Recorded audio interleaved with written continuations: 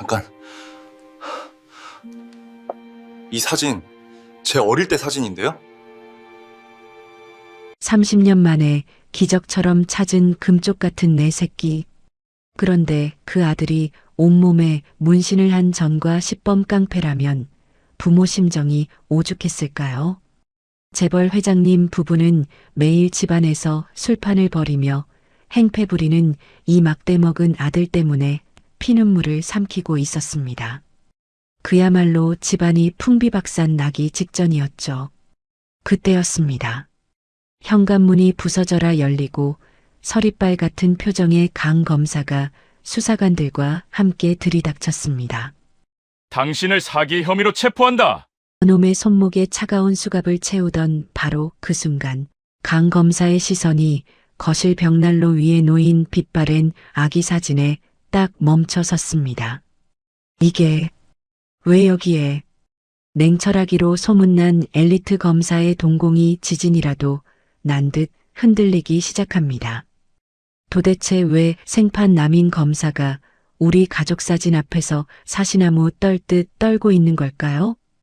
이 낡은 사진 한 장에 얽힌 소름 끼치는 비밀과 운명의 장난이 지금 공개됩니다. 안녕하세요. 사연톡스입니다. 오늘 이야기도 마음에 드신다면 무료 버튼인 구독과 좋아요 꾹 눌러주시고 지금 어디서 듣고 계신지 댓글 남겨주시면 저도 안부 인사 전해드리겠습니다. 오늘의 사연 지금 바로 시작하겠습니다. 대한민국 굴지의 건설사 회장인 김동석, 올해 68이죠. 그의 아내 이영숙은 65입니다. 두 사람이 사는 평창동 저택은 서울 한복판에서도 손꼽히는 고급 주택가에 자리 잡고 있어요. 넓은 정원에 분수대까지 갖춘 이 집을 보면 누구나 부러워할 만한 삶을 살고 있다고 생각하겠죠. 하지만 이 화려한 저택 안에는 아무도 모르는 깊은 슬픔이 서려 있습니다. 이 집의 주인인 김동석 부부는 세상 모든 것을 가진 것처럼 보이지만 정작 가장 소중한 것을 잃어버린 사람들이에요. 저택 곳곳에는 명품 가구들이 놓여 있고 벽에는 유명 화가의 그림들이 걸려 있습니다. 2층 복도 끝 가장 안쪽에 있는 방 하나가 30년째 굳게 닫혀 있어요. 그 방문 앞을 지날 때면 가정부들도 고개를 숙이고 발소리를 죽입니다. 이 집에서 일한 지 10년이 넘은 가정부 박 씨도 그 방 안을 본 적이 없어요. 다만 매일 아침 안주인이 그 방에 들어가서 1시간씩 나오지 않는다는 것만 알고 있죠. 방문에는 민우라는 이름이 적힌 명패가 붙어 있습니다. 그곳은 1995년 대구 서문시장에서 잃어버린 3살 아들 민우의 방이거든요. 방 안에는 30년 전 그대로 멈춰버린 시간이 고스란히 남아 있습니다. 낡은 로봇 장난감, 색바랜 베넷 저고리, 아이가 좋아하던 자동차 그림책, 작은 신발 한 켤레, 삐뚤빼뚤 가린 크레파스 그림까지요. 먼지가 소복이 쌓여 있지만 그 어떤 것도 버릴 수가 없어요. 이영숙에게 이 물건들은 아들과 연결된 유일한 끈이니까요.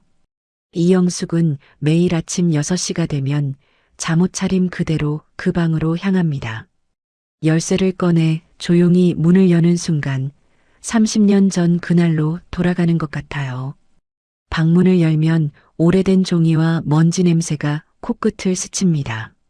이영숙은 천천히 방 안으로 들어가 창문을 열어 환기를 시킵니다. 그리고 선반 위에 가지런히 놓인 장난감들을 하나씩 내려놓고 정성스럽게 닦아요. 부드러운 천으로 로봇의 팔과 다리를 닦고 자동차 장난감의 바퀴를 돌려보기도 합니다. 민우야, 엄마가 또 왔어. 오늘도 좋은 하루 보내렴. 어디서든 건강하게 잘 지내고 있지? 먼지 쌓인 로봇 장난감을 닦으면서 이영숙은 작은 소리로 중얼거립니다. 그 옛날 민우가 이 로봇을 가지고 노는 모습이 눈앞에 서네요. 엄마, 로봇이 변신해. 하며 까르르 웃던 아들의 목소리가 귓가에 맴돕니다. 이영숙은 로봇을 꼭 껴안고 눈을 감아요. 마치 민우를 안고 있는 것처럼요. 베넷 저고리를 가슴에 꼭 안고 눈물을 흘리는 이영숙의 모습을 본 사람은 아무도 없어요. 아니, 정확히는 한 사람만 알고 있죠. 바로 남편 김동석입니다. 김동석은 아내가 매일 아침 그 방에 들어가는 걸 알고 있어요. 복도를 지나다가 방문 틈새로 새어나오는 아내의 흐느끼는 소리를 들을 때마다 김동석은 주먹을 불끈 쥐고 고개를 떨구곤 합니다. 가슴이 미어지지만 차마 문을 열고 들어갈 수가 없어요. 자신도 똑같이 무너질 것 같으니까요. 하지만 말리지도 못해요. 왜냐하면 자신도 똑같으니까요. 낮에는 회사 일로 바쁜 척하지만 밤이 되면 서재에 혼자 앉아 술잔을 기울입니다. 김동석의 서재는 저택에서도 가장 조용한 곳이에요. 두꺼운 책들로 빼곡히 채워진 책장, 무거운 참나무 책상 그리고 벽에 걸린 각종 표창장과 감사패들이 김동석의 성공한 인생을 보여주고 있죠. 건설업계 공로상, 경영인 대상, 자선사업 공로패까지 화려한 경력이 보입니다. 하지만 이 모든 것이 공허해요.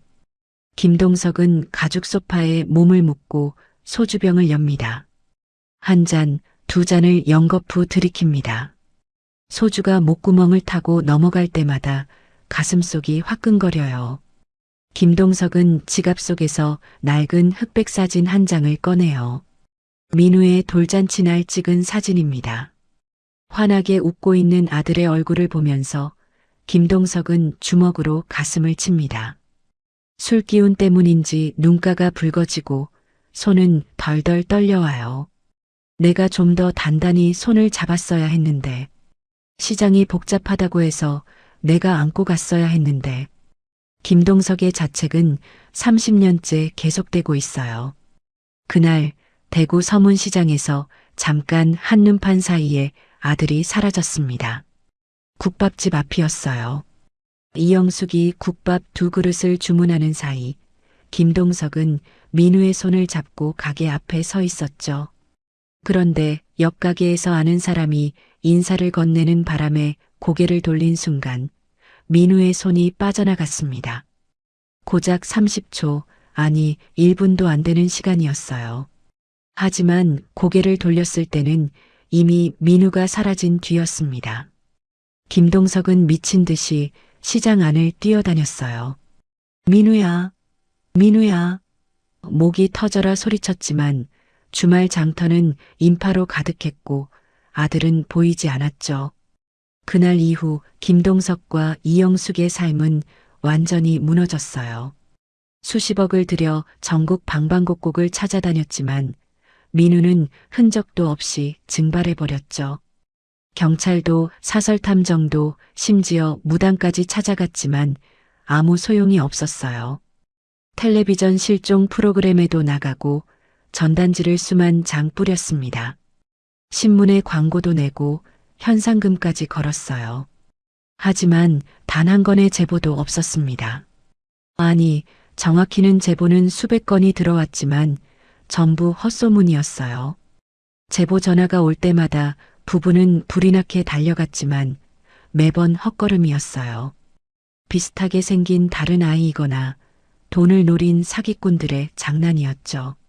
그럴 때마다 이영숙은 그 자리에서 주저앉아 울었고 김동석은 주먹으로 벽을 쳤습니다.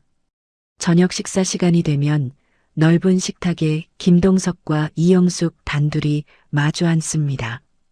6인용 식탁이지만 두 사람만 앉으니 더욱 휑하게 느껴져요. 가정부가 정성껏 차린 음식들이 가득하지만 두 사람은 숟가락을 들기조차 힘들어합니다.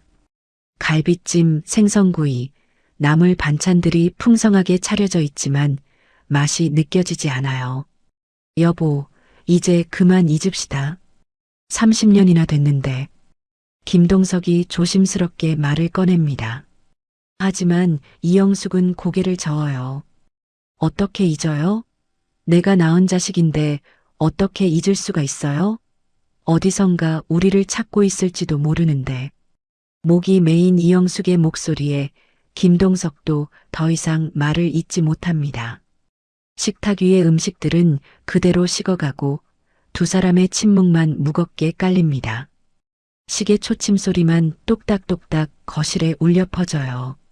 실제로 김동석도 잊을 수가 없어요. 회사에서 큰 계약을 성사시켜도 새로운 빌딩을 준공해도 마음 한구석은 늘 텅 비어 있습니다. 부와 명예를 다 가졌지만 정작 가장 소중한 것을 지키지 못했다는 죄책감이 평생을 짓누르고 있죠. 밤마다 악몽을 꿉니다. 시장통에서 아빠 하고 부르는 민우의 목소리가 들려오지만 아무리 달려가도 닿을 수가 없어요. 인파 속에서 아들의 뒷모습이 보이는 것 같아 손을 뻗지만 손끝에 잡히는 건 공허한 허공뿐입니다. 더 가까이 다가가려 하면 민우는 점점 더 멀어지고 결국 완전히 사라져버려요.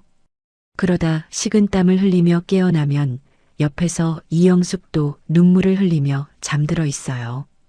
백앤리지 눈물로 젖어 있는 걸 보면 이영숙도 같은 꿈을 꾼 게 분명합니다. 두 사람에게 이 저택은 집이 아니에요. 그저 슬픔을 보관하는 거대한 창고일 뿐이죠. 화려한 샹들리에도 값비싼 그림들도 정원의 장미꽃도 아무 의미가 없습니다. 손님들이 오면 정말 멋진 집이네요라고 하지만 두 사람에게는 차가운 건물일 뿐이에요.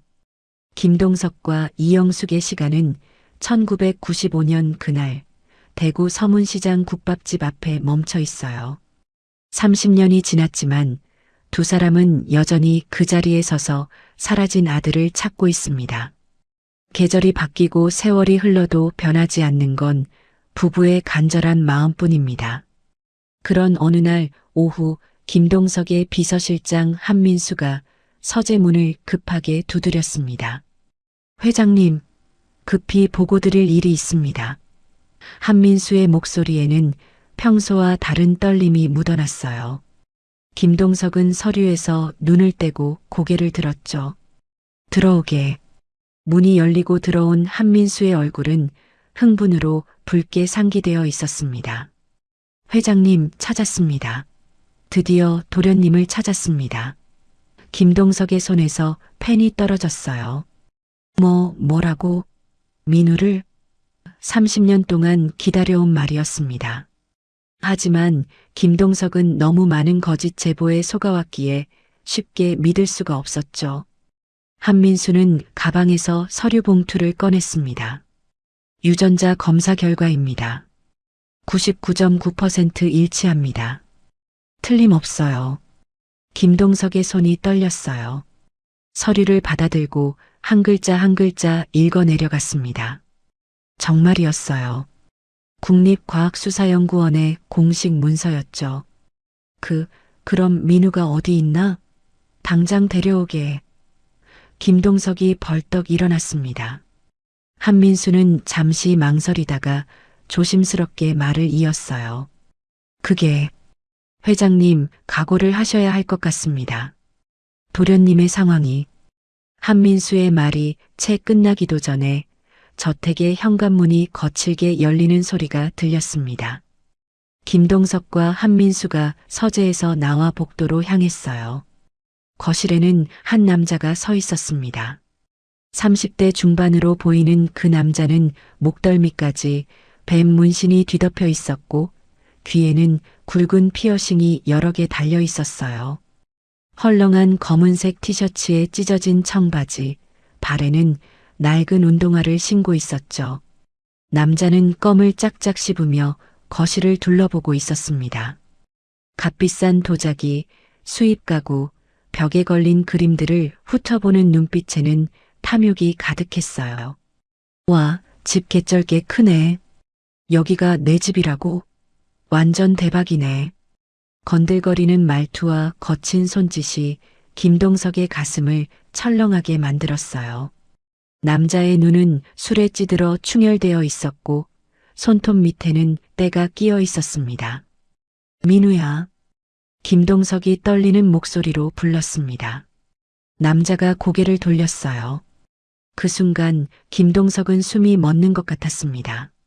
문신과 피어싱 뒤에 가려져 있었지만 분명 어린 민우의 얼굴이 보였어요. 같은 눈매, 같은 코, 인매까지. 민우구나. 정말 민우야. 김동석이 다가가려 하자 남자가 손을 내밀어 제지했습니다. 야, 민우 아니고 박철수야. 이름도 제대로 못 불러. 그리고 함부로 반말하지 마. 우리 친한 사이도 아니잖아.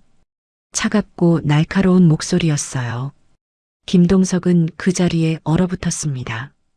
2층에서 소란 소리를 듣고 내려온 이영숙이 계단 중간에서 멈춰 섰어요. 당신 무슨 일이에요? 그리고 거실에 서 있는 남자를 보는 순간 이영숙의 입에서 비명이 터져 나왔습니다. 민우야. 이영숙은 계단을 뛰어내려와 철수에게 달려갔어요. 눈물이 와르르 쏟아지며 철수를 꼭 껴안으려 했죠. 내 새끼, 우리 민우. 엄마가 얼마나 기다렸는지 아니. 하지만 철수는 이영숙을 거칠게 밀쳐냈습니다. 야, 누가 안으래? 징그럽게. 이영숙은 바닥에 넘어질 뻔했어요. 김동석이 재빨리 아내를 붙잡았죠. 여보, 괜찮소? 김동석이 아내를 일으켰습니다. 이영숙은 바닥에 주저앉아 철수를 올려다보며 눈물을 흘렸어요. 민우야, 엄마야. 왜 그래? 엄마를 못 알아보겠니? 철수는 주머니에 손을 찔러 넣은 채 비웃듯 말했습니다. 못 알아보긴 유전자 검사 결과 봤으니까 당신들이 내 친부모인 건 맞나 봐. 근데 그게 뭐 어쨌다고? 철수는 거실 소파에 털썩 앉으며 다리를 소파 위에 올려놓았어요. 값비싼 이탈리아제 가죽 소파 위에 신발을 그대로 올린 채로요. 돈 많아서 좋겠네. 나 버리고 호의호식하니까 잠이 잘 오던가 봐. 철수가 냉소를 날렸습니다. 김동석은 주먹을 불끈 쥐었다가 풀었어요. 민우야, 아니 철수 씨. 우리가 너를 버린 게 아니야. 시장에서 잠깐 사이에 잃어버린 거란다. 우리도 얼마나. 닥쳐. 철수가 소리를 질렀습니다. 거실의 공기가 얼어붙었어요. 변명은 집어치워.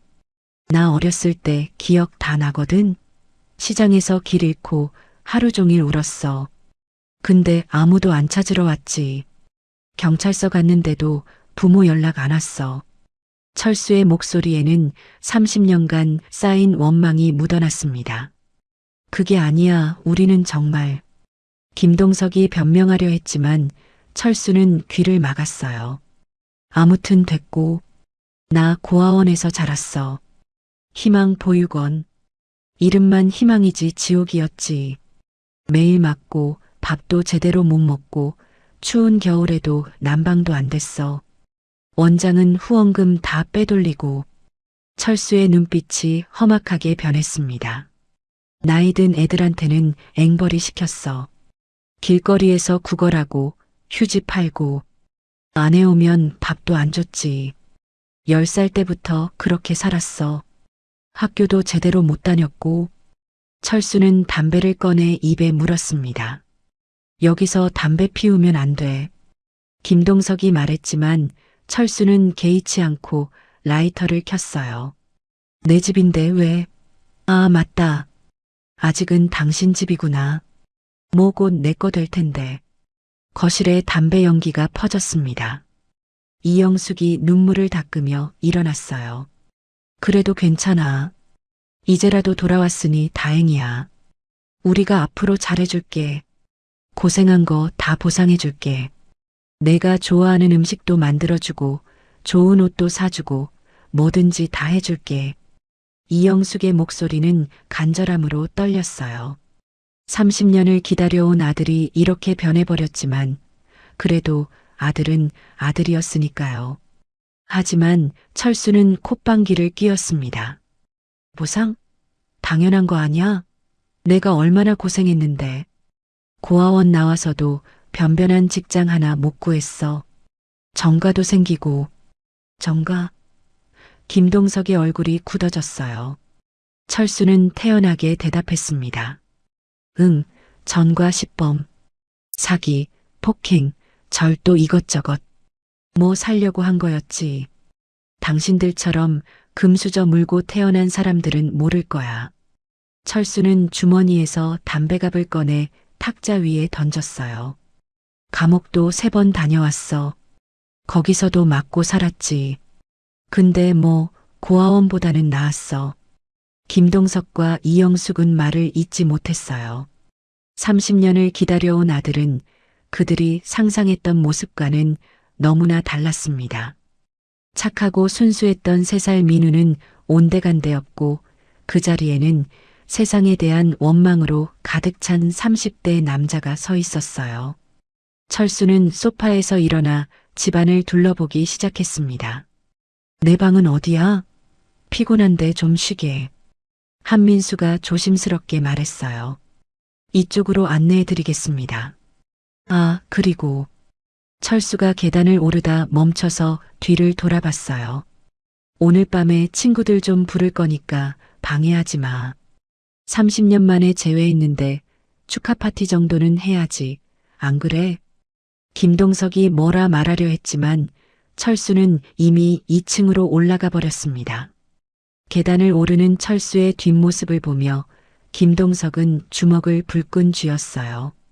거실에는 김동석과 이영숙만 남았어요.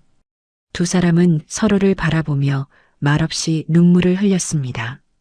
30년을 기다려온 재회였지만 기쁨 대신 절망만이 가슴을 짓눌렀어요. 이영숙이 김동석의 팔을 붙잡았습니다. 여보, 우리 아들 맞죠? 저 아이가 정말 우리 민우 맞죠? 김동석은 고개를 끄덕였습니다. 그래, 틀림없소. 유전자 검사가 거짓말을 하진 않아. 그리고 눈빛을 보니 우리 민우가 맞소. 하지만 김동석의 목소리에는 확신이 없었습니다. 그저 스스로를 위로하는 말일 뿐이었어요. 이영숙은 소파에 주저앉아 오열했습니다. 우리가 못 지켜줘서 미안해, 민우야. 정말 미안해. 김동석도 아내 옆에 앉아 어깨를 감싸 안았어요. 저택은 여전히 화려했지만 두 사람의 마음은 산산조각 나 있었습니다. 30년 만에 돌아온 아들은 그들이 꿈꿔온 모습이 아니었어요. 하지만 포기할 수는 없었습니다. 피를 나눈 자식이니까요. 그날 밤부터 평창동 저택은 완전히 달라지기 시작했습니다.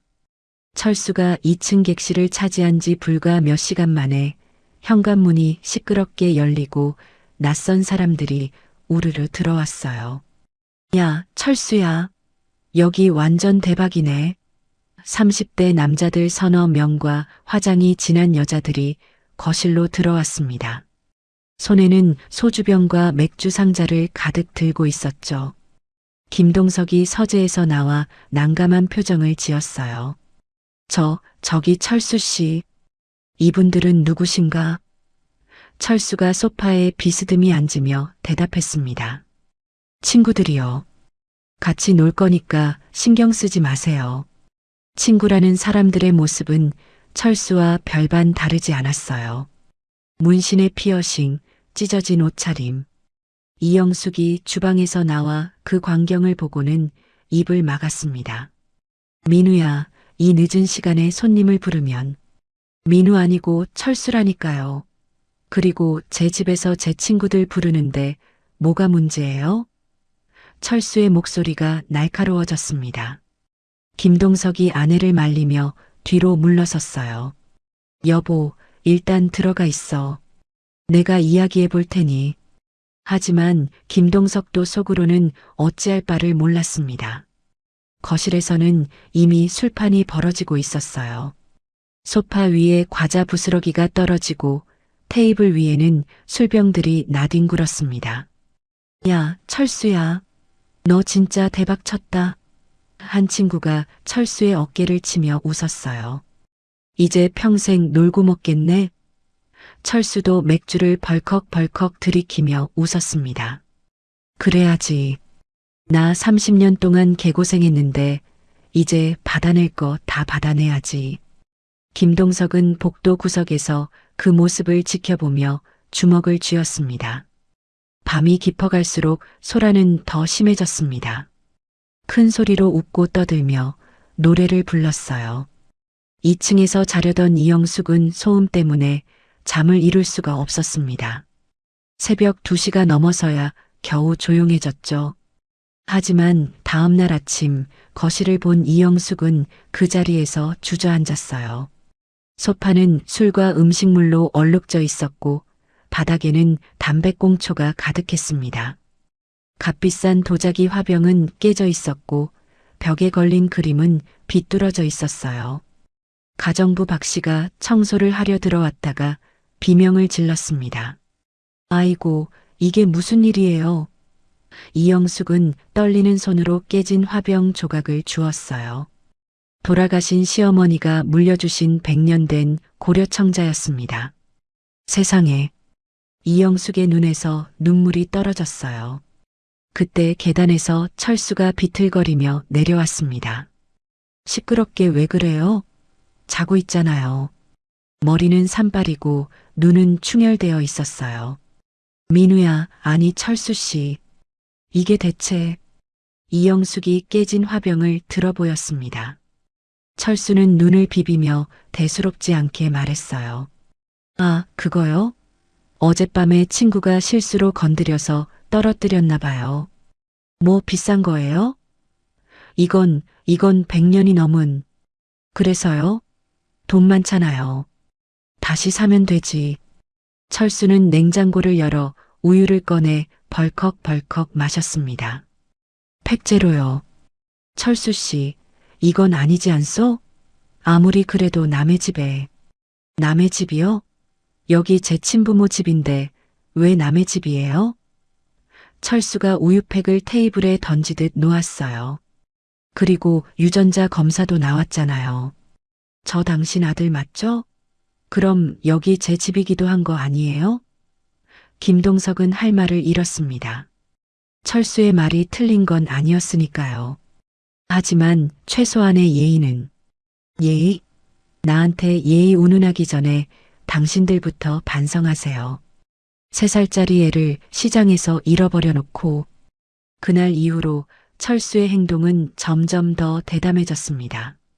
낮에는 소파에 누워 텔레비전을 보고 밤에는 친구들을 불러 술판을 벌였어요. 야, 아줌마. 배고픈데 뭐 좀 해줘요. 가정부 박 씨를 향해 턱으로 가리키며 명령했어요. 커피도 좀 타오고 설탕 많이 넣어서.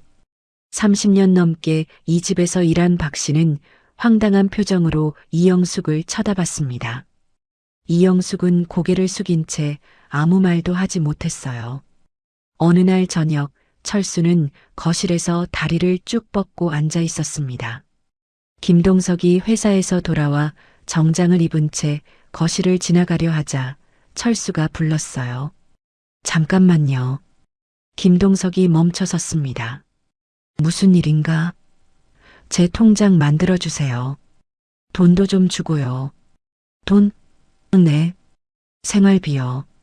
친구들 만나려면 돈이 필요하잖아요. 한 달에 1,000만 원 정도면 될 것 같은데요.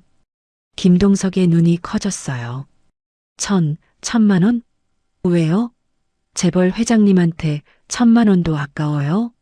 당신 집 거실 그림 한 점이 몇 억인데. 김동석은 심호흡을 했습니다.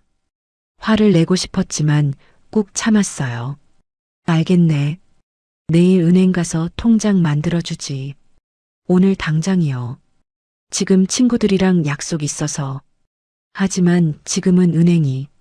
현금으로 주면 되잖아요. 집에 현금 없어요? 철수의 태도는 요구가 아니라 명령에 가까웠습니다. 김동석은 서재로 가서 금고를 열었어요. 손이 떨렸습니다. 1,000만 원권 수표 한 장을 꺼내 철수에게 건넸죠. 철수는 수표를 받아들고 빙긋 웃었습니다. 고마워요, 아버지. 그 순간 김동석의 가슴이 뭉클했어요. 철수가 처음으로 자신을 아버지라고 불렀으니까요. 하지만 그 감동도 잠시, 철수는 수표를 주머니에 쑤셔 넣으며 말했습니다. 다음 달에도 같은 날짜에 넣어주세요. 깜빡하지 마시고. 그리고는 재킷을 걸치고 밖으로 나가버렸어요. 김동석은 텅 빈 거실에 혼자 남았습니다. 벽시계 소리만 똑딱똑딱 울렸어요. 이영숙이 계단에서 내려와 남편 옆에 섰습니다. 여보, 괜찮소? 우리 아들이 돌아온 게 어딘가. 적응 기간이 필요한 거겠지. 김동석은 스스로를 다독였지만 목소리에는 확신이 없었습니다. 다음 날 더 큰 문제가 터졌습니다. 이영숙이 정성껏 민우의 방을 청소하고 나와보니 철수가 그 방으로 들어가고 있었어요. 민우야, 그 방은 제 어렸을 때 방이라며요? 그럼 제가 써야죠. 철수는 방문을 열고 들어갔습니다. 이영숙이 뒤따라 들어가 보니 철수는 선반 위에 장난감들을 하나씩 집어던지고 있었어요. 이런 낡은 거 왜 놔둬요? 버려야죠. 안 돼. 이영숙이 소리쳤습니다. 그건 내가 어렸을 때 가지고 놀던. 그래서요? 제가 쓸 방인데 제 맘대로 못해요? 철수는 로봇 장난감을 들어 쓰레기통에 던져 넣었습니다. 이영숙이 허겁지겁 로봇을 건져냈어요. 가슴을 쥐어뜯는 것 같았습니다. 제발, 제발 이러지 마. 엄마 부탁이야. 이영숙의 애원에도 철수는 무표정했습니다. 그럼 다른 방 주세요. 이 방은 너무 작아요.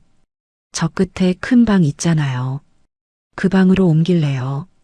철수가 가리킨 곳은 부부 침실이었습니다. 김동석과 이영숙이 쓰는 방이었죠. 그건 우리 부부가 쓰는 방인데. 그럼 당신들이 다른 방 쓰면 되잖아요. 저 객실 아무데나 쓰세요. 김동석이 방에 들어오자 철수는 웃으며 말했습니다. 아버지, 저 주인 침실로 방 옮겨도 되죠? 저기 너무 좋던데요. 김동석은 눈앞이 캄캄했습니다. 하지만 거절할 수가 없었어요. 철수의 눈빛에는 자신들을 시험하는 기색이 역력했으니까요. 알겠다. 우리가 짐을 옮기지. 그날 저녁 김동석과 이영숙은 30년을 함께 지낸 두 사람의 침실을 떠나 2층 끝의 작은 객실로 이사했습니다. 가구도 제대로 옮기지 못한 채로요. 밤늦게 주인 침실에서 철수의 웃음소리가 들려왔습니다. 친구들을 또 불러들인 것이었어요. 객실에 누운 이영숙은 베개를 끌어안고 눈물을 흘렸습니다. 여보, 우리가 잘못한 걸까요? 정말 우리 잘못인가요?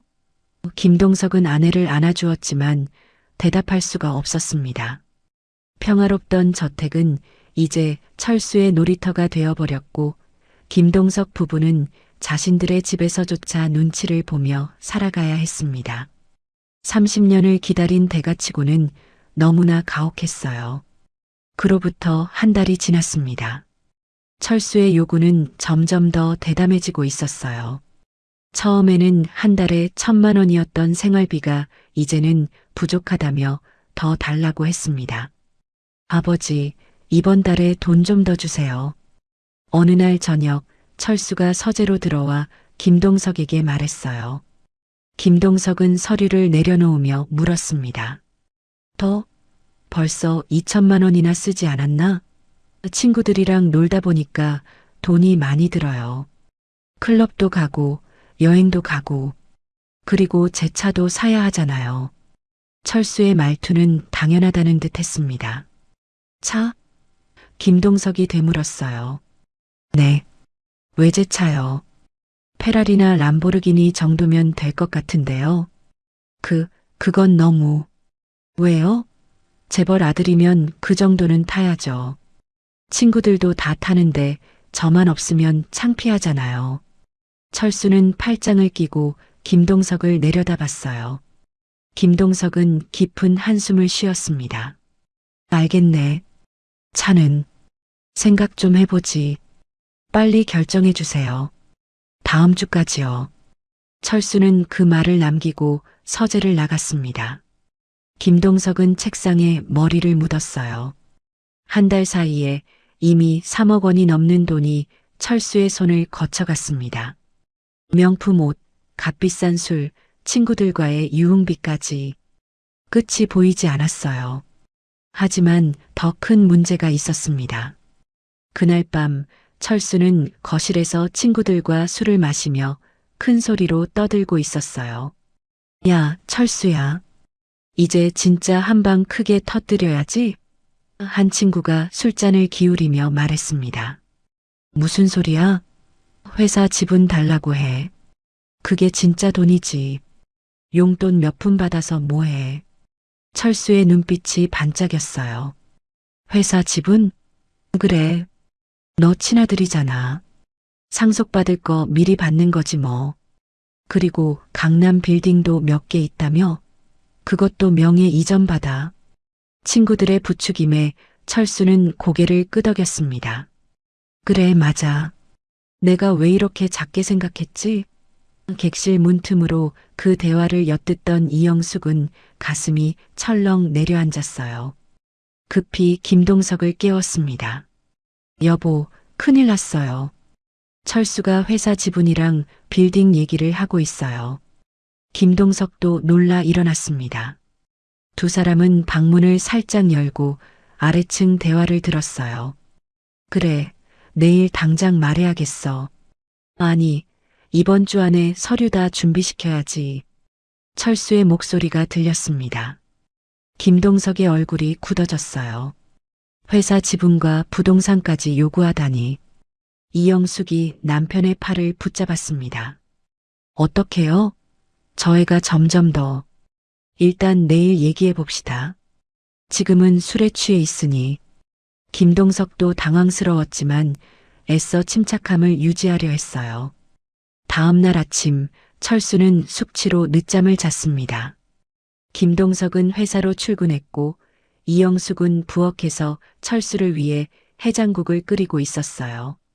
30년을 기다린 아들이니까 아무리 미워도 밥은 먹여야 한다는 생각이었죠. 오후가 되어서야 철수가 계단을 내려왔습니다. 머리 아파. 철수는 식탁에 앉으며 투덜거렸어요. 이영숙이 해장국을 내왔습니다. 민우야, 이거 먹어. 속 풀릴 거야. 민우 아니라니까요. 철수가 짜증스럽게 소리쳤습니다. 이영숙은 움찔했지만 참았어요. 그래, 미안해. 철수야, 어젯밤에 친구들이랑 많이 마셨니? 그게 왜요? 철수는 국물을 한 숟가락 떠먹으며 대답했습니다. 별일 아니고 그냥 엄마가 궁금해서. 이영숙은 조심스럽게 말을 꺼냈어요. 철수는 휴대폰을 보며 대답했습니다. 어차피 오늘 말하려고 했는데 잘 됐네요. 저녁에 아버지 오시면 셋이 같이 얘기해요. 이영숙의 가슴이 쿵 내려앉았습니다. 그날 저녁 김동석이 회사에서 돌아오자 철수가 거실로 불렀어요. 아버지, 어머니 앉으세요. 할 말이 있어요. 철수의 표정은 진지했습니다. 김동석과 이영숙은 소파에 나란히 앉았어요. 철수는 그들 맞은편에 앉아 다리를 꼬았습니다. 단도직입적으로 말할게요. 회사 지분 좀 주세요. 김동석의 눈썹이 꿈틀거렸어요. 회사 지분? 네. 제가 친아들이잖아요. 어차피 나중에 상속받을 거 미리 받는 거죠. 지분 30% 정도면 될 것 같은데요. 30%? 김동석이 놀라 되물었습니다. 그건 너무 많지 않나? 왜요? 전체 지분의 3분의 1도 안 되는데요.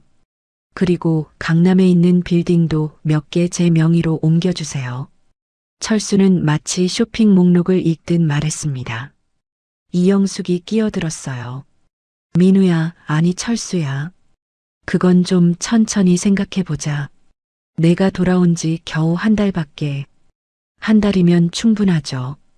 유전자 검사도 나왔고 제가 친아들 맞잖아요. 그럼 제 권리 찾는 게 당연한 거 아니에요? 김동석은 깊은 한숨을 쉬었습니다. 철수 씨, 회사 지분은 그렇게 간단한 문제가 아니네. 주주들도 있고 이사회도. 그게 제 알바예요? 아버지가 대주주잖아요. 마음만 먹으면 되는 거죠. 철수의 목소리가 날카로워졌습니다. 안 해주실 거예요? 김동석은 답하기 어려웠어요.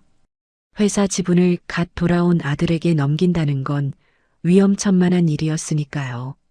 시간을 좀 주게. 법률 검토도 해야 하고. 일주일 드릴게요. 일주일 안에 서류 준비해 주세요.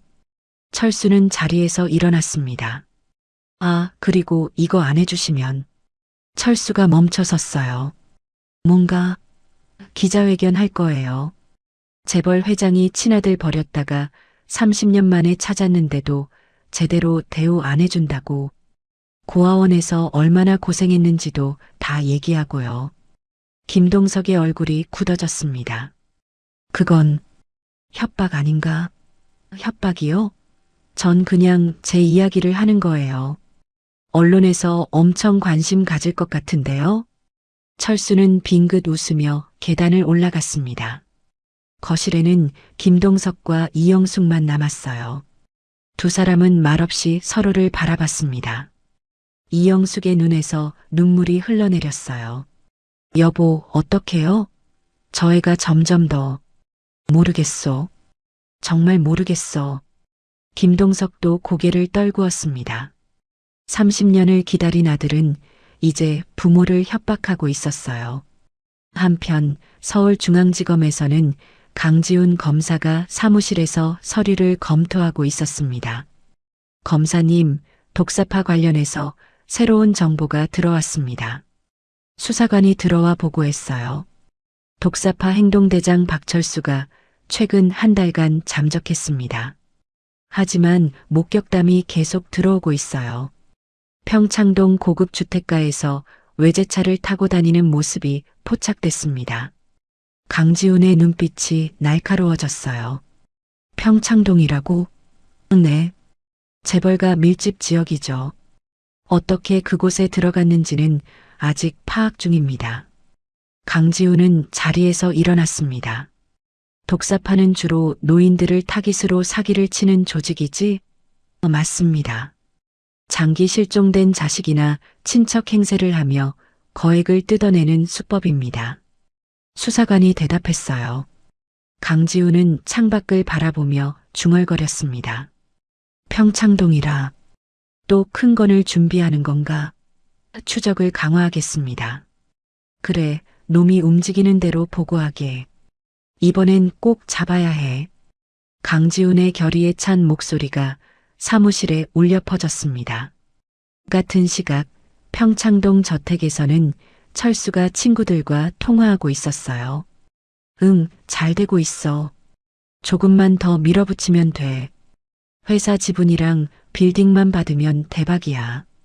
철수의 얼굴에는 교활한 미소가 번졌습니다. 걱정 마. 이 늙은이들 죄책감 장난 아니거든. 내가 조금만 더 압박하면 다 내줄 거야. 창밖으로는 서울의 야경이 반짝이고 있었지만 저택 안은 암울한 기운으로 가득했습니다. 김동석 부부는 객실에서 잠도 제대로 이루지 못한 채 밤을 지새우고 있었어요. 일주일이 지났습니다. 김동석은 변호사와 회계사를 불러 상담을 했지만 모두 고개를 저었어요. 회장님, 지금 상황에서 재산을 이전하시는 건 너무 위험합니다. 변호사가 조심스럽게 말했습니다. 하지만 김동석은 선택의 여지가 없었어요.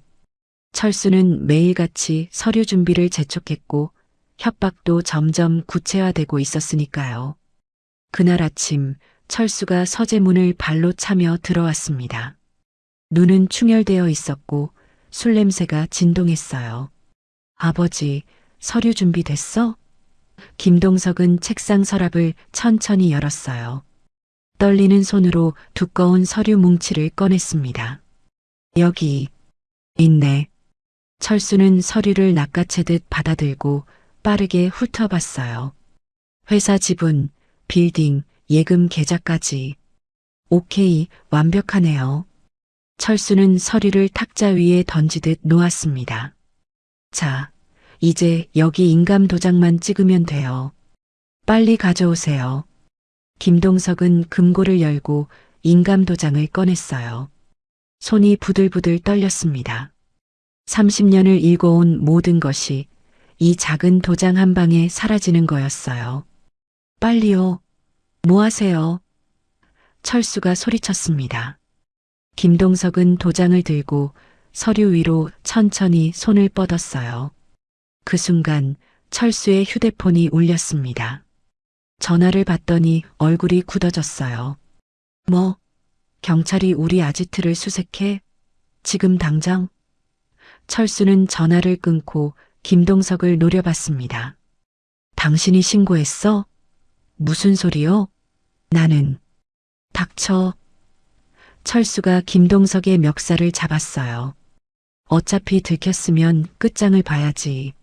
지금 당장 도장 찍어. 안 그러면. 철수는 김동석을 밀치고 창가로 다가갔습니다. 창문을 활짝 열어젖혔어요. 3층 높이의 저택에서 아래를 내려다봤습니다. 안 그러면 여기서 지금 당장 뛰어내릴 거예요. 이영숙이 비명을 질렀습니다. 안 돼. 민우야. 철수는 창틀에 한 발을 올렸어요. 아래로 내려다보니 정원의 돌바닥이 보였습니다. 난 이미 인생 망했어요. 고아원에서 지옥같이 살다가 감옥 들락날락하면서 산 게 내 인생이에요. 이제 와서 또 감옥 갈 바엔 차라리 죽는 게 낫죠. 당신들이 날 버렸잖아요. 철수의 몸이 창 밖으로 기울었어요. 김동석이 다급하게 말했습니다. 기다려. 도장 찍겠네. 찍을 테니 내려오게. 진짜요? 철수가 창틀에서 내려왔습니다. 거짓말하면 진짜 죽는다? 이영숙이 남편에게 달려와 팔을 붙잡았어요. 여보, 제발 도장 찍어요. 우리 아들 또 잃을 수는 없잖아요. 30년 만에 찾았는데. 이영숙의 눈에서 눈물이 주르륵 흘러내렸습니다. 김동석은 아내를 보았어요. 그리고 철수를 보았습니다. 정말로 이것이 자신들의 아들일까? 범죄자가 맞다 해도 유전자 검사는 일치했잖아. 김동석은 떨리는 손으로 인감 도장을 집어들었습니다. 서류 위에 도장을 대고 천천히 힘을 주기 시작했어요. 붉은 인주가 도장에 묻었습니다. 평생을 쌓아온 모든 것이 이 순간에 사라지는 거였어요. 철수의 입가에 비열한 미소가 번졌습니다. 그렇지, 아버지. 이제야 정신 차리셨네요. 진작 이렇게 하시지. 철수는 담배를 꺼내 물었어요. 빨리 찍어요. 뜸 들이지 말고. 철수가 김동석의 팔을 거칠게 잡으려 했어요. 도장이 서류에 닿기 바로 직전이었습니다. 바로 그때였습니다. 쾅! 현관문이 부서질 듯 열리는 소리가 들렸어요. 문짝이 벽에 부딪히는 요란한 소리와 함께 발소리가 들려왔습니다. 거기까지다, 박철수. 아니, 독사. 거친 목소리가 저택 안에 울려 퍼졌습니다. 철수는 고개를 휙 돌렸어요. 정장을 입은 남자가 10여 명의 수사관을 대동하고 폭풍처럼 집 안으로 들이닥쳤습니다. 복도를 따라 검은 양복의 사람들이 우르르 몰려들어왔어요. 서울중앙지검 강지훈 검사다. 강지훈이 배지를 높이 들어올리며 소리쳤어요. 그의 뒤로 형사들이 쏟아져 들어왔습니다. 김동석의 손에서 인감 도장이 바닥으로 굴러떨어졌습니다. 철수는 재빨리 서류를 집어들고 도망치려 했어요. 잡아라. 강지훈의 명령에 수사관들이 철수에게 달려들었습니다. 비켜, 비키라고. 철수가 발악했지만 순식간에 제압당했어요. 팔이 뒤로 꺾이고 수갑이 채워졌습니다. 거실은 아수라장이 되었어요. 넘어진 화병이 깨지고 의자가 쓰러졌습니다. 이거 놓으라고. 내가 누군지 알아? 철수가 소리쳤어요. 여기 회장 아들이라고. 유전자 검사 결과 나왔다니까. 강지훈이 철수 앞으로 다가갔습니다. 내가 아들이면 나는 내 아버지다. 이 사기꾼아. 차갑고 날카로운 목소리였어요. 이영숙이 울면서 강지훈에게 다가갔습니다. 우리 아들한테 왜 이러세요? 저 아이 말이 맞아요. 김동석도 황급히 말했어요. 검사님, 유전자 검사가 99.9% 일치했습니다. 강지훈은 서류 가방에서 파일을 꺼냈어요. 회장님, 재검사 결과가 나왔습니다. 이 사람은 회장님 아들이 아닙니다. 거실이 순간 조용해졌어요. 이영숙이 비틀거렸습니다. 뭐라고요? 첫 번째 유전자 검사는 조작된 겁니다. 독사파 조직이 검사기관 내부 직원을 매수해서 샘플을 바꿔치기 했습니다. 이미 자백받았어요. 강지훈이 파일을 김동석에게 건넸습니다. 재검사 결과 박철수와 회장님 사이에는 혈연 관계가 전혀 없습니다. 김동석은 파일을 받아들고 한 글자 한 글자 읽어내려갔어요. 정말이었습니다. 재검사 결과는 0%였어요. 철수가 발악하며 소리쳤습니다. 거짓말이야. 나는 진짜 아들이라고. 고아원 희망 보육원 나왔다니까. 95년도에 대구 서문시장에서 실종됐다고. 강지훈이 코웃음을 쳤어요. 그래, 너희 조직이 얼마나 치밀하게 조사했는지 알아. 하지만 넌 가짜야. 이영숙이 그 자리에 주저앉아 오열했습니다. 그럼 우리 민우는? 우리 아들은 어디 있어요? 김동석도 무릎이 꺾였어요. 한 달 동안 아들이라 믿었던 사람이 완전한 사기꾼이었다니. 수사관들이 철수를 끌고 나가려 했습니다. 나 진짜 억울하다고. 난 정말. 철수의 목소리가 점점 멀어졌어요. 강지훈이 김동석 부부에게 다가왔습니다. 회장님, 정신 차리십시오. 위험한 순간이었습니다. 김동석은 바닥에 굴러다니는 인감도장을 주워들었어요. 조금만 늦었더라면 모든 재산을 빼앗길 뻔했습니다. 검사님, 고맙습니다. 이 사건은 아직 끝나지 않았습니다. 강지훈이 진지하게 말했어요. 회장님, 30년 전 실종 당시의 자료를 좀 보여주실 수 있겠습니까? 확인하고 싶은 게 있습니다. 김동석은 비틀거리며 서재로 향했습니다. 이영숙이 남편을 부축했어요.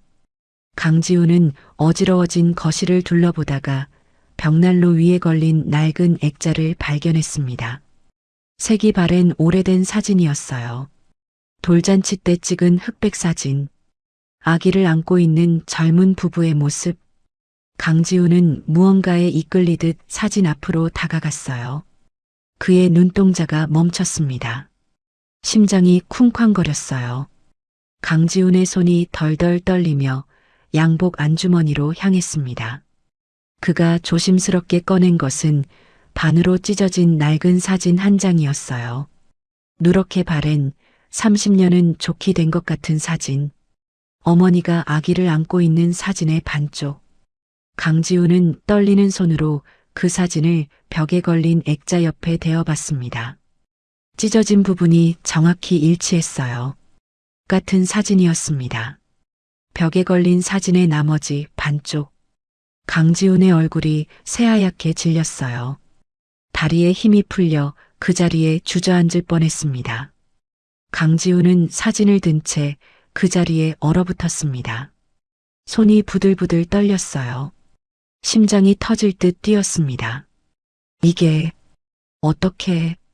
강지훈은 자신이 간직해온 찢어진 사진 반쪽을 벽의 액자에 정확히 맞춰봤어요. 틈새 하나 없이 완벽하게 일치했습니다. 같은 사진이었어요. 30년 전 어떤 이유에서인가 반으로 찢어진 그 사진. 검사님? 수사관 한 명이 강지훈에게 다가왔어요. 괜찮으십니까? 강지훈은 대답하지 못했습니다. 고개를 들어 액자 속 사진을 다시 바라봤습니다. 젊은 부부가 아기를 안고 환하게 웃고 있는 모습. 그 아기의 돌잔치 사진. 강지훈은 자신의 손에 든 사진 반쪽을 응시했어요. 똑같은 아기, 똑같은 부모, 똑같은 배경. 검사님, 뭘 보고 계십니까? 수사관이 물었습니다. 강지훈은 황급히 사진을 주머니에 넣었어요. 아무것도 아니네. 하지만 목소리가 떨렸습니다. 그때 김동석이 서재에서 나왔어요. 손에는 낡은 파일을 들고 있었습니다. 검사님, 30년 전 자료입니다. 경찰 조사 기록이랑 당시 신문 기사까지 다 있어요. 강지훈은 파일을 받아들었습니다. 하지만 글자가 눈에 들어오지 않았어요. 자꾸만 벽에 걸린 사진으로 시선이 갔습니다.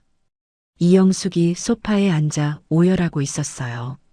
우리 민우, 정말 어디 있는 걸까요? 김동석이 물었습니다.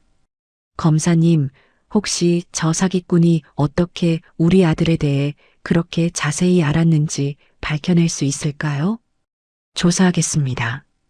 강지훈이 겨우 입을 열었어요. 독사파 조직원들을 추궁하면 정보 출처를 알아낼 수 있을 겁니다. 강지훈은 파일을 들고 일어섰습니다. 실례지만 저 사진은. 강지훈이 벽난로 위 액자를 가리켰어요. 언제 찍으신 겁니까? 그건 민우 돌잔치 때 찍은 거예요. 이영숙이 눈물을 닦으며 대답했습니다. 95년 2월에 찍었죠. 강지훈의 입술이 바짝 말랐습니다. 혹시 이 사진이 다른 곳에도 있습니까? 아니요, 딱 한 장뿐이었어요. 사진관에서 받은 유일본이었죠. 김동석이 대답했습니다. 왜 그러십니까? 강지훈은 아무 말도 하지 못했어요. 자신이 가진 사진 반쪽은 대체 어디서 온 걸까? 어머니는 돌아가시기 전에 이 사진을 강지훈에게 주셨어요. 내가 태어났을 때 찍은 사진이야. 검사님? 김동석이 다시 불렀습니다. 강지훈은 정신을 차렸어요. 죄송합니다. 잠시 멍했네요. 파일 가져가서 검토하겠습니다. 강지훈은 서류를 챙겨 들고 현관으로 향했습니다. 밖으로 나가려다 멈칫했어요. 뒤돌아 다시 한번 벽의 사진을 바라봤습니다. 가슴이 미어지는 것 같았어요. 저 사진 속 아기가 혹시 자신일까? 강지훈은 저택을 나와 차에 올랐습니다. 운전석에 앉아 양복 안주머니에서 찢어진 사진을 다시 꺼냈어요. 손이 떨렸습니다. 이게 대체 무슨 일이지? 강지훈은 핸드폰을 꺼내 번호를 눌렀습니다. 여보세요, 국가수입니까? 긴급 유전자 검사를 의뢰하고 싶은데요. 강지훈의 목소리는 떨리고 있었어요. 다음 날 아침 강지훈은 서울중앙지검 자신의 사무실에 앉아 있었습니다.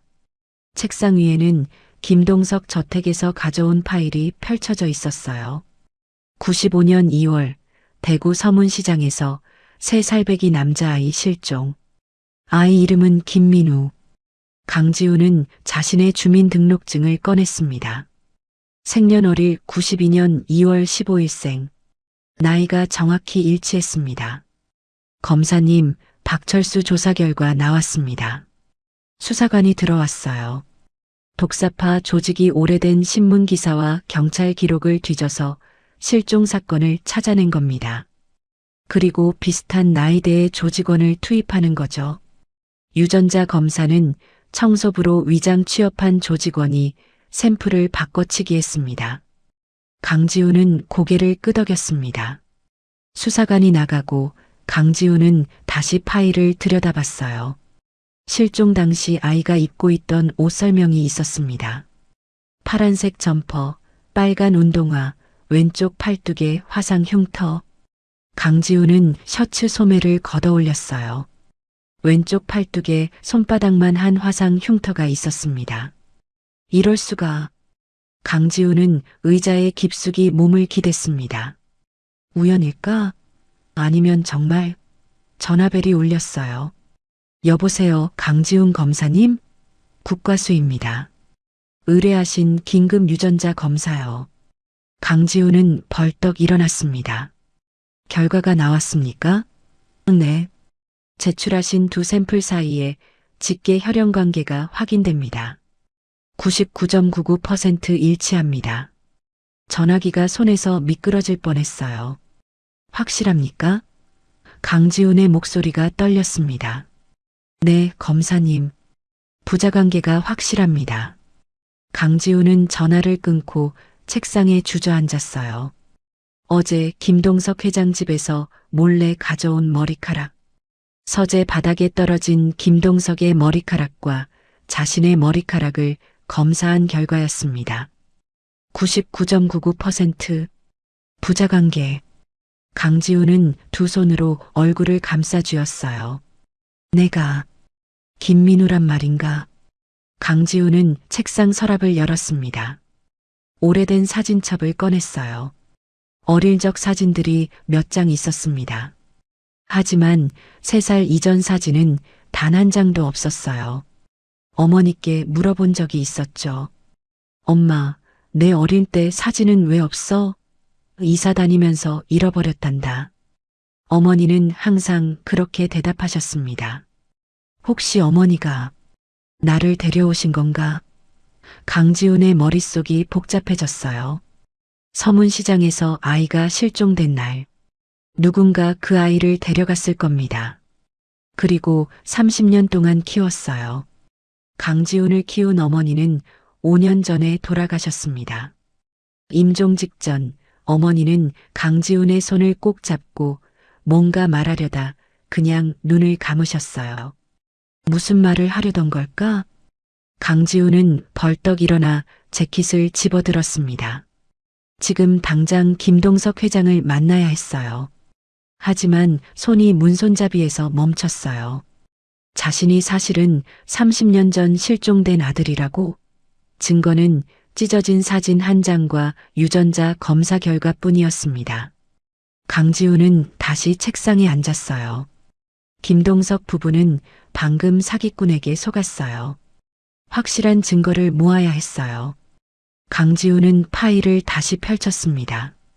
실종 당일의 목격자 진술서가 있었어요. 50대 여자가 울고 있는 아이를 달래며 데리고 갔다. 강지훈의 어머니는 강지훈이 태어났을 때 이미 50대였어요. 강지훈은 책상을 탁 쳤습니다. 어머니, 왜 저를 데려가신 겁니까? 하지만 어머니는 이미 세상에 안 계셨어요. 강지훈은 찢어진 사진을 다시 꺼내 들었어요. 그날 저녁 강지훈은 평창동 저택 앞에 차를 세웠습니다. 불이 켜진 거실이 보였어요. 김동석과 이영숙이 소파에 앉아 있었습니다. 강지훈은 차에서 내리지 못했어요. 문을 열고 들어가 말해야 할까? 제가 당신들의 아들입니다라고. 하지만 입이 떨어지지 않았습니다. 혹시 또 틀렸다면? 혹시 이것도 우연의 일치라면? 강지훈은 핸들을 꽉 쥐었습니다. 더 확실한 증거를 찾아야 해. 시동을 걸고 차를 출발시켰어요. 백미러로 저택이 점점 멀어지는 게 보였습니다. 저 안에 자신의 진짜 부모가 있을지도 모르는데, 30년을 기다린 부모가 있는데, 강지훈의 눈시울이 붉어졌습니다. 조금만 기다려 주십시오. 확실한 증거를 찾으면 찾아뵙겠습니다. 한편 저택 안에서 김동석은 벽난로 위 사진을 바라보고 있었어요. 민우야, 넌 지금 어디서 뭘 하고 있을까? 이영숙이 남편 옆에 섰습니다. 여보, 우리 민우 정말 살아있을까요? 살아있을 거요. 어디선가 건강하게 살고 있을 거요. 김동석은 아내의 손을 꼭 잡았어요. 두 사람은 사진 속 아기를 바라보며 눈물을 흘렸습니다. 그들은 몰랐어요. 자신들이 찾던 아들이 바로 어제 이 집에 왔다 갔다는 것을. 일주일이 지났습니다. 강지우는 더 이상 참을 수 없었어요. 증거는 충분했습니다. 찢어진 사진, 유전자 검사 결과, 왼쪽 팔뚝의 화상 흉터. 그날 저녁 강지우는 평창동 저택 초인종을 눌렀습니다. 가정부 박 씨가 문을 열었어요. 어머, 검사님. 어서 오세요. 강지우는 거실로 들어갔습니다. 김동석과 이영숙이 소파에 앉아 있었어요. 검사님, 무슨 일로 오셨습니까? 김동석이 물었어요. 강지우는 양복 안주머니에 손을 넣었습니다. 회장님 부인, 말씀드릴 게 있습니다. 강지훈의 목소리가 떨렸습니다. 앉으시죠. 이영숙이 맞은편 소파를 가리켰어요. 강지훈은 서 있는 채로 천천히 입을 열었어요. 사실은 그 순간 현관문이 쾅 하고 열렸습니다. 이 개자식들아. 거친 목소리가 들렸어요. 박철수였습니다. 보석으로 풀려난 철수가 칼을 들고 저택으로 난입한 거였어요. 철수 씨. 김동석이 벌떡 일어났습니다. 철수는 눈이 충혈되어 있었어요. 다 당신들 때문이야. 내 인생 망친 게 누군데. 철수가 칼을 휘둘렀습니다. 이영숙이 비명을 질렀어요.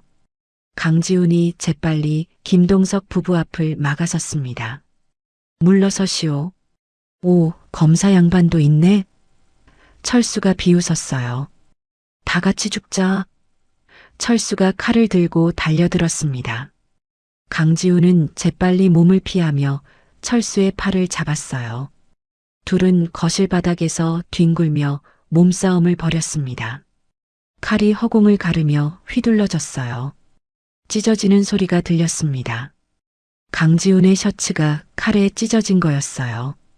왼쪽 소매가 갈라지며 팔뚝이 드러났습니다. 손바닥만 한 화상 흉터가 환하게 보였어요. 이영숙이 그 흉터를 보고 숨을 멈췄습니다. 저게. 쾅. 강지훈이 철수의 턱을 주먹으로 가격했어요. 철수는 바닥에 쓰러졌습니다. 강지훈은 재빨리 철수를 제압하고 수갑을 채웠습니다. 강지훈은 숨을 헐떡이며 일어섰습니다. 찢어진 셔츠 소매 사이로 화상 흉터가 그대로 드러나 있었어요. 김동석이 한 걸음 다가왔어요. 검사님, 그 흉터는 어떻게 생긴 겁니까? 3살 때 생긴 거라고 들었습니다. 강지훈이 대답했어요. 이영숙이 비틀거리며 소파에 주저앉았어요. 민우도, 우리 민우도 왼쪽 팔뚝에 화상 흉터가 있었어요. 강지훈은 양복 안주머니에서 찢어진 사진을 꺼냈습니다. 손이 떨렸어요.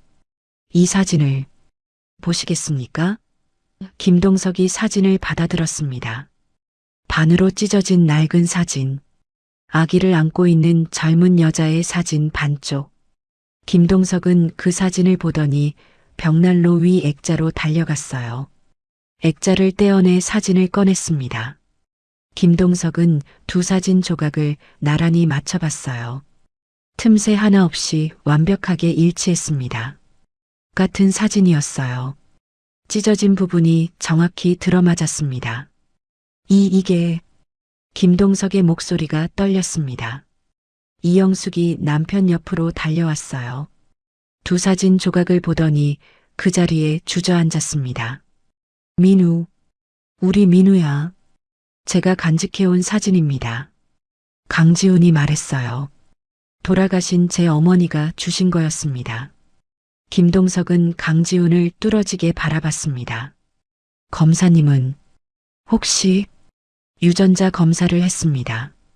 강지훈의 눈에 눈물이 맺혔어요. 강지훈은 서류 가방에서 파일을 꺼냈습니다. 회장님 댁에 왔을 때 거실 바닥에 떨어진 머리카락을 몰래 가져갔습니다. 그리고 제 머리카락과 함께 국립과학수사연구원에 보냈어요. 강지훈이 파일을 김동석에게 건넸습니다. 결과가 나왔습니다. 99.99% 일치. 부자관계가 확실합니다. 김동석은 파일을 받아들고 한 글자 한 글자 읽어내려갔어요. 손이 부들부들 떨렸습니다. 그럼 검사님이 제 본명은 강지훈이 아닙니다. 강지훈이 말했어요. 저를 키운 어머니가 지어주신 이름이죠. 하지만 원래 제 이름은 강지훈은 숨을 깊이 들이마셨습니다. 김민우입니다. 이영숙이 비명을 지르며 일어났습니다. 민우야, 우리 민우야. 이영숙이 강지훈에게 달려왔어요. 하지만 강지훈은 한 걸음 뒤로 물러섰습니다. 죄송합니다. 저는 아직 준비가 안 됐습니다. 강지훈의 목소리가 떨렸어요. 30년 동안 다른 이름으로, 다른 사람으로 살아왔습니다. 갑자기 아들이 되라고 하시면 김동석이 강지훈의 어깨에 손을 얹었습니다. 천천히 하게. 우리도 충격이 크네. 김동석의 눈에서 눈물이 흘러내렸어요. 하지만 자네가 우리 아들이라는 게 정말 믿기지 않는군. 이영숙도 눈물을 흘리며 고개를 끄덕였습니다. 민우야, 아니 지훈 씨. 우리가 미안해요. 우리가 못 지켜줘서. 아닙니다. 강지훈이 고개를 저었어요. 저를 키워주신 어머니는 좋은 분이셨습니다. 비록 혈연은 아니지만 저를 진심으로 사랑해 주셨어요. 강지훈은 찢어진 사진을 다시 들여다봤습니다. 어머니가 왜 저를 데려가셨는지는 모르겠습니다. 하지만 어머니 덕분에 저는 검사가 될 수 있었어요. 그 어머니는 김동석이 조심스럽게 물었습니다. 5년 전에 돌아가셨습니다. 강지훈이 대답했어요. 임종 직전에 제 손을 잡고 뭔가 말씀하려 하셨는데 결국 말씀하지 못하셨어요. 아마도 강지훈은 말을 잇지 못했습니다. 진실을 말하려 하셨을 겁니다. 거실에는 침묵이 흘렀어요. 바닥에 쓰러진 철수의 신음소리만 들렸습니다. 강지훈은 핸드폰을 꺼내 경찰에 전화했어요. 여보세요. 서울중앙지검 강지훈입니다. 평창동 저택에 범인을 제압해뒀습니다. 즉시 출동 바랍니다.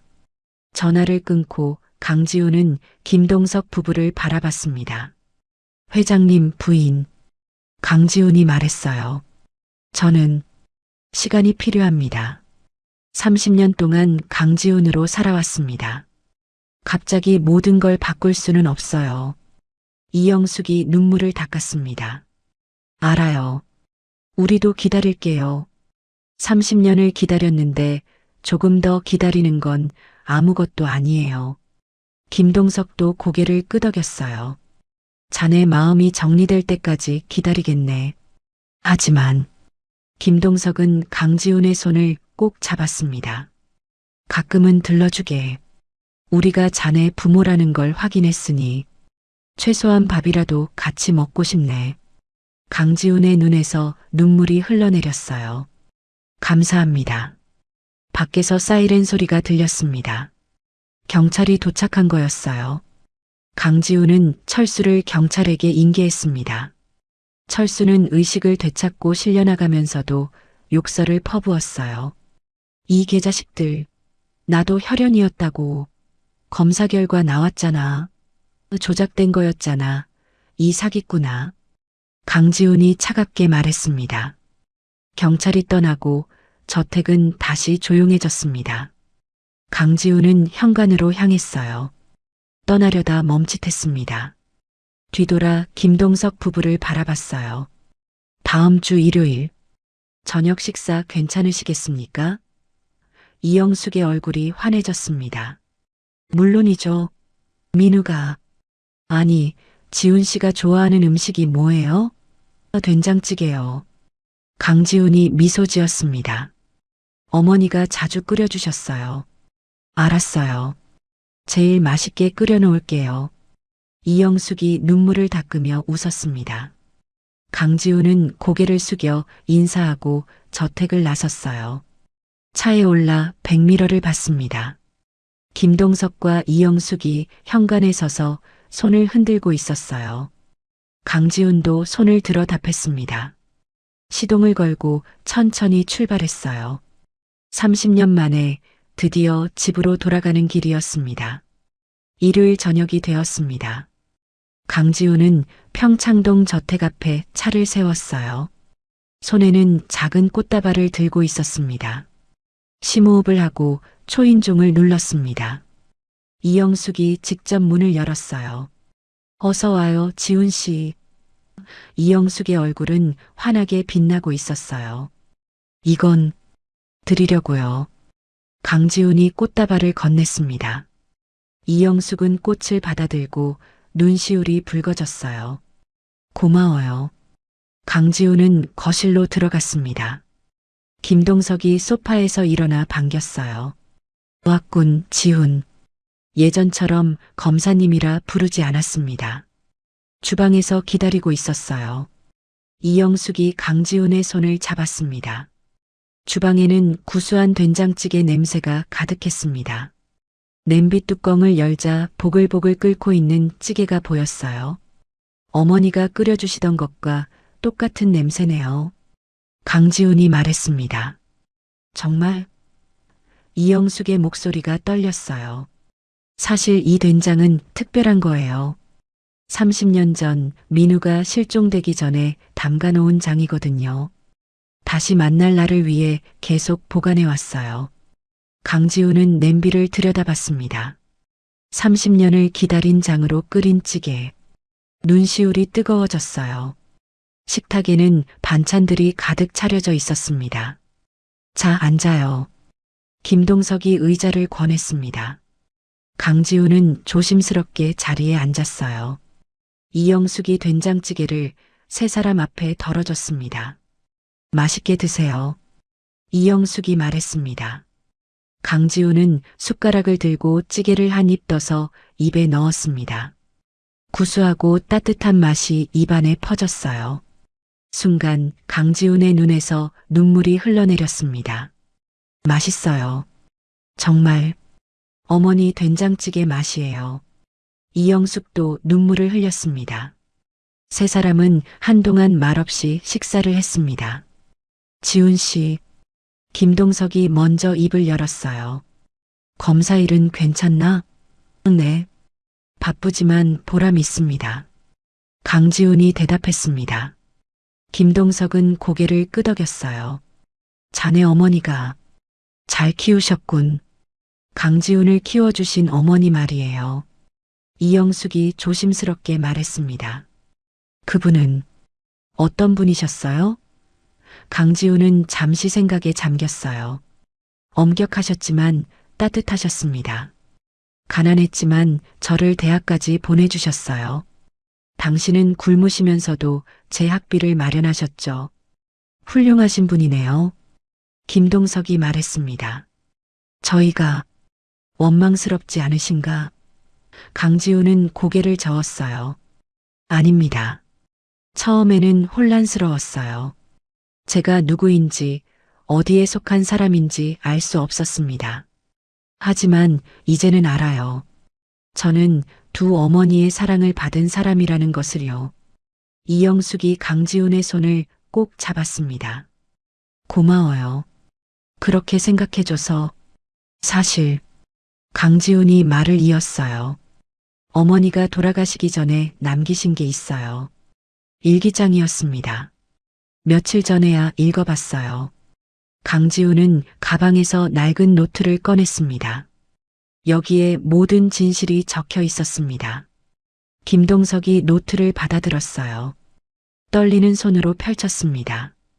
이영숙도 옆에서 함께 읽었어요. 거기에는 이런 내용이 적혀 있었습니다. 95년 2월 15일. 오늘 서문시장에서 우는 아이를 봤다. 엄마를 잃어버린 모양이다. 주위를 둘러봤지만 부모는 보이지 않았다. 경찰에 신고하려 했지만 아이가 내 죽은 아들과 너무 닮았다. 3년 전 교통사고로 잃은 내 아들. 그 아이와 똑같은 눈빛이었다. 신고해야 한다는 걸 알았다. 하지만 손이 움직이지 않았다. 그냥 한 번만 안아보고 싶었다. 그런데 아이가 내 품에 안겨 울음을 그쳤다. 엄마라고 불렀다. 죄를 지었다. 나는 남의 자식을 데려온 것이다.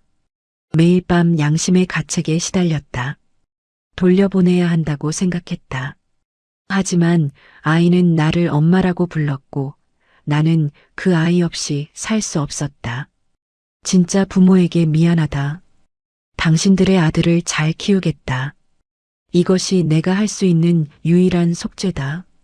김동석은 노트를 덮었습니다. 눈물이 볼을 타고 흘러내렸어요. 그분도 고통스러우셨겠군요. 이영숙도 울고 있었습니다. 원망할 수가 없네요. 그분도 아이를 잃은 엄마셨으니까. 강지훈이 고개를 끄덕였어요. 어머니는 평생 죄책감 속에 사셨어요. 하지만 저를 정말 사랑하셨습니다. 지훈 씨는? 김동석이 물었습니다. 그 어머니를 원망하나? 아니요. 강지훈이 단호하게 말했어요. 어머니는 제게 생명을 주신 분이나 다름없습니다. 비록 잘못된 선택이었지만 그 선택 덕분에 오늘의 제가 있습니다. 그리고 강지훈은 김동석과 이영숙을 바라봤어요. 두 분을 다시 만날 수 있었습니다. 이영숙이 강지훈을 껴안았습니다. 민우야. 아니, 지훈아. 내가 무사히 자라줘서 정말 고마워. 강지훈은 처음으로 이영숙의 품에 안겼어요. 33살이 되어서야 어머니의 품에 안긴 거였습니다. 김동석도 두 사람을 감싸 안았어요. 30년 만에 재회였습니다. 앞으로 어떻게 할 생각인가? 김동석이 물었습니다. 천천히 가려고 합니다. 강지훈이 대답했어요. 이름도 당분간은 강지훈으로 살 겁니다. 김민우라는 이름은 아직 낯설어요. 하지만 이렇게 가끔 찾아뵙고 같이 밥 먹고 천천히 가족이 되어가고 싶습니다. 이영숙이 웃으며 고개를 끄덕였어요. 그래, 천천히 가자. 우리 시간 많아. 그나저나 김동석이 말했습니다. 회사 후계자 문제가 있긴 한데 아버지. 강지훈이 처음으로 그렇게 불렀어요. 김동석의 눈이 커졌습니다. 저는 검사로 살고 싶습니다. 그게 제 길이에요. 김동석은 한참을 강지훈을 바라보다가 웃었어요. 그래, 자네 하고 싶은 일을 해. 그게 아버지 바람이다. 대신 강지훈이 말했어요. 일요일마다 이렇게 저녁 먹으러 오겠습니다. 어머니 된장찌개가 먹고 싶어요. 이영숙이 환하게 웃었습니다. 그럼 매주 일요일은 된장찌개의 날로 정하자. 세 사람은 함께 웃었어요. 식탁 위의 찌개는 아직도 김이 모락모락 올라오고 있었습니다. 그날 밤 강지훈은 늦게까지 저택에 머물렀습니다. 김동석과 이영숙은 30년 동안 모아둔 민우의 물건들을 보여줬어요. 돌잔치 사진, 작은 옷까지, 장난감들. 이것들을 버릴 수가 없었어요. 언젠가 돌아올 거라 믿었거든요. 이영숙이 말했습니다. 강지훈은 그 물건들을 하나하나 들여다봤어요. 이제 가봐야겠습니다. 강지훈이 일어났습니다. 내일 아침 일찍 재판이 있어서요. 조심히 가거라. 김동석이 말했습니다. 이영숙은 강지훈의 손에 무언가를 쥐어줬어요. 뭐예요? 된장이야. 집에 가져가서 찌개 끓여 먹어. 강지훈은 그 작은 통을 꼭 쥐었습니다. 감사합니다.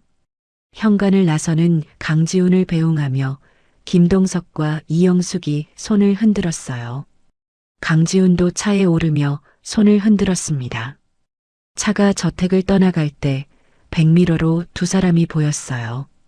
여전히 손을 흔들고 있었습니다. 강지훈은 미소 지었어요. 집으로 가는 길이 더 이상 외롭지 않았습니다. 다음 주 일요일, 그리고 그 다음 주 일요일. 강지우는 약속을 지켰습니다. 평창동 저택 식탁에는 따뜻한 된장찌개가 놓였고 세 사람은 함께 밥을 먹었어요. 이야기를 나누고 웃고 때로는 눈물도 흘렸습니다. 천천히, 아주 천천히 그들은 가족이 되어 갔어요. 30년의 빈자리를 조금씩 채워가면서요. 그리고 그 중심에는 언제나 따뜻한 된장찌개가 있었습니다. 오늘도 끝까지 함께 해주셔서 진심으로 감사합니다. 오늘의 이야기가 마음에 남셨다면 댓글로 마음을 나눠주세요. 다음 이야기에서도 따뜻한 마음으로 다시 찾아뵙겠습니다. 감사합니다.